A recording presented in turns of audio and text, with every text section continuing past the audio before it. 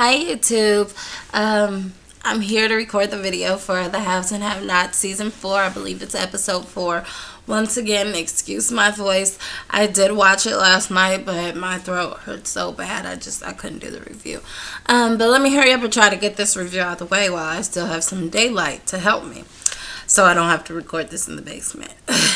But anyways, this week's episode had like a lot of twists and turns. I'm sure I won't be able to remember everything, or some things are really just not worth mentioning because it just wasn't that big of a deal. So I'll begin by the whole Warren Candace scene. That was where the episode started off. Basically, in a nutshell, he's really upset that she lied to him. He really trusted them. They grew up as basically like brothers and sisters because he lived with them at one point.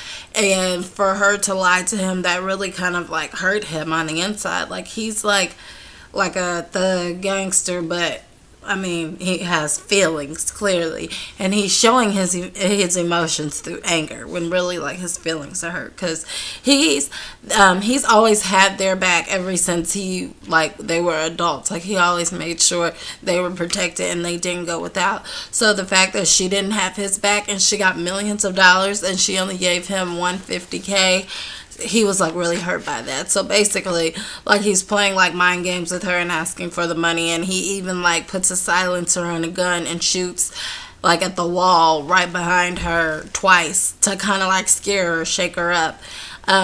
She tries to explain to him that she got marked, she doesn't have the money. He's like, you're lying to me, you need to give me my money. And she's like, I can't get it in 7 days, just give me some time. So he's like, okay. And then basically he makes her do like some other favors for him before he leaves. And I'm like, are you kidding me? Like, okay, whatever. So, moving on, I believe this is the part where Wyatt does his little drug test thing and he puts the concoction in there so it looks like he doesn't have drugs in his system. The DA talks to him, asked if Jeffrey had... Sorry, that's my 1.5-year-old that's trying to read. She asked him if Jeffrey has a drinking problem, and he said no. He actually looks really concerned because he found out that Jeffrey got arrested for a DUI, and so he says, do I need to bail him out? She's like, no, I'll take care of it. You just need to stay at a hotel in case your parents get out of jail, and I'll try to get your money to you. So whatever the case, later on we get to the jail. Hold on, let me rewind for a second. Behind the scenes, Maggie is working on trying to get David out of jail because that's her little boo thing, or in her mind it is. So whatever the case, we're back in jail, and what is her name? Catherine Cryer. She gets taken out of her cell to go and talk to the DA. She doesn't really want to talk to her, but the DA requested it. Meanwhile, at the same time, the DA realized that there was a problem because Maggie Day showed up to the prison or the jail, and she has like papers signed by a judge to get David Harrington out of jail. And Maggie is like, what? And I think that they're kind of sensing that like they're both his like wannabe side chicks. Like, that don't even sound right, but they are his wannabe side chicks. And she's like, well, I'm here to get him. And she's like, well, he's not going anywhere. So, she's like, well, I'll call the judge, or I'll call the district attorney. No, well, she is the district attorney. I'll call somebody in a high position. And she's like, he will be out in a second. We need to process him. So basically, she's just trying to save time. So she goes into the interview room. Sorry, she's ripping out papers. She goes into the interview room with Catherine, and basically she's like threatening her family's estate and her like dad's reputation because she knows that her dad wasn't that great of a guy, and he's exchanged sexual favors for money with like several of her colleagues, and she was basically in a sense trying to blackmail her. But Catherine is like 2 steps ahead of her, and she's like, you wouldn't want to go there. It would affect way too many people. You'd be out of a job. A lot of people would be out of a job. Like basically, you think you're powerful, but I'm much more powerful than you, and I'm 2 steps ahead of you. And then she told her like that she was a witch with a bee, and yeah, so she wasn't happy about that. So she basically got. So then this is like my favorite part of the episode when Veronica and Jeffrey and David and Jim are all in cells next to each other. Like, this was like the most explosive part of the episode, because Jeffrey like finally stood up to his mama.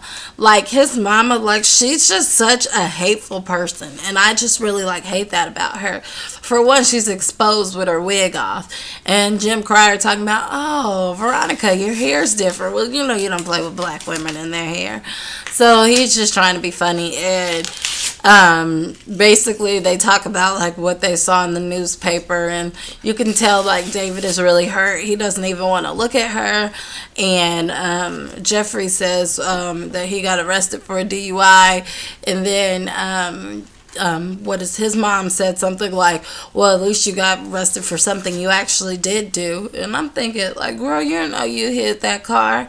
But anyway, so they're going back and forth, and she's like, I can't believe you're still gay after all this stuff I've did basically to like try to hurt you or scare you, and you're still gay. And like all this information is coming out, and they're finding out that she's the one that set Dwight Wyatt up in jail to get like raped and stuff. And so like Jeffrey is hearing all this information, and he's like really, really, really hurt. So she's like, just wait till I get out of this cell, because he was like talking big and bad to her, and he's like, no, you wait till I get out of this cell. And Jim is just like rubbing everything in. It was so perfect, because it kind of seemed like everybody against Veronica, and it got her to shut up at some point. But like David, like, he's like loyal like to a fault. It drives me crazy, because then he turns around and reminds Jim like, that's still my wife. David, like, she cheated on you. She tried to burn you up in a house. Now the whole rest of the world sees pictures of her cheating on you, and you are still like, oh, and she hates your son and has made him like depressed, got him beat up and everything, and you're still like, that's my wife. Like, come on, David. Like, I'm so like past this like, oh, I'm such a good upstanding guy. Like, she's an evil woman, and she doesn't deserve somebody good. That's a duck. Good job, baby. She's learning her animals. A duck. So anyways, you see I have to wrap up this review. You want mommy to see? Thank you so much. So next week should be interesting. Wasn't much else that happened. Benny showed up at Candace's house and was like, we need to talk. And he stumbled in and he saw Quincy dead on the ground. So now he's kind of like a part of that, and I don't think she wanted to pull him into it, but he kind of like pushed himself into it. Also, Mitch doesn't trust War, but I don't know that I trust Mitch, because Mitch wanted the junkyard before Benny even wanted it, and I feel like Mitch is smarter than War, and Mitch could figure out a reason for it to become his junkyard. So, you know, I could be reading too much into this, but I know this was a quick review. I'm trying to make them shorter and shorter so that you'll want to sit through and watch the whole thing. But anyway, sorry for the extra distractions. Hope you like, comment, and subscribe. Notice I said keyword like, not dislike. Like, why would you dislike? Just click off the video. But anyway, like, comment, subscribe, like, comment, and subscribe, like, and please visit my blog at mrsblogaholic.com. I update it every day. Okay, have a good one. Bye.